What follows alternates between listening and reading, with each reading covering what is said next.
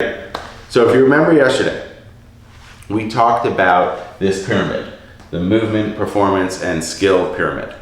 We have to remember that we are focusing on this base of the pyramid here. We're focusing on the movement base. These are basic movements: mobility, stability, and the ability to do very, very basic movements. From there, you can build performance.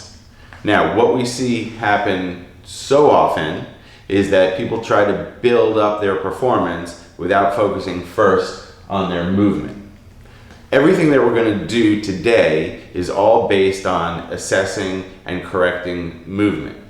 You might have noticed from yesterday that what we focused on was hip mobility. There's a reason for that. We believe that focusing on mobility is a precursor to focusing on stability or strength. You simply cannot have stability through the end range of a motion if you don't have the full motion. That just makes simple sense. So while we're focusing on movement, remember, we're mostly focusing, especially in these first few sessions, we're mostly focusing on mobility. Stability is very, very important, but right now let's focus on mobility. Oftentimes what happens is people try to build a performance level that is way too large for their movement level. We see this all the time in runners who try to do speed work before they have good mobility in the hips or good stability in the low back. Today we're going to move on. Today we're going to start looking at mobility of the shoulder. What you'll see when we talk about mobility of the shoulder is that very often we're talking about mobility of the thoracic spine, the relationship between the thoracic spine, the scapula, and the glenohumeral joint.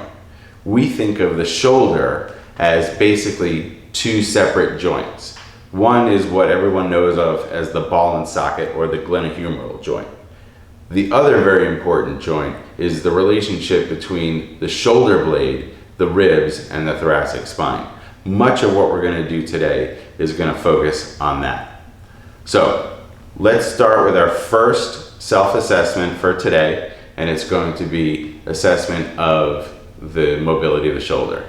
So in order to measure shoulder mobility, we're first going to take a measurement of the length of her hand. We're going to measure from the first crease in the wrist to the end of the middle finger. And we're going to get a measurement of 6 inches. Next, she's going to take both hands relaxed by her side with her thumbs inside of a loose fist, and she's going to take one hand, put it behind her neck, the other hand behind her back, and she's going to try to touch her hands together. The distance between her hands should be, at a minimum, 1.5 times the measurement of the length of her hand. So if her hand was 6 inches, the distance between her fists right now should be 9 inches or less. She's going to repeat the same thing on the other side. Again, the distance between her hands should be 9 inches or less. If it is over 9 inches, we're going to work on shoulder mobility.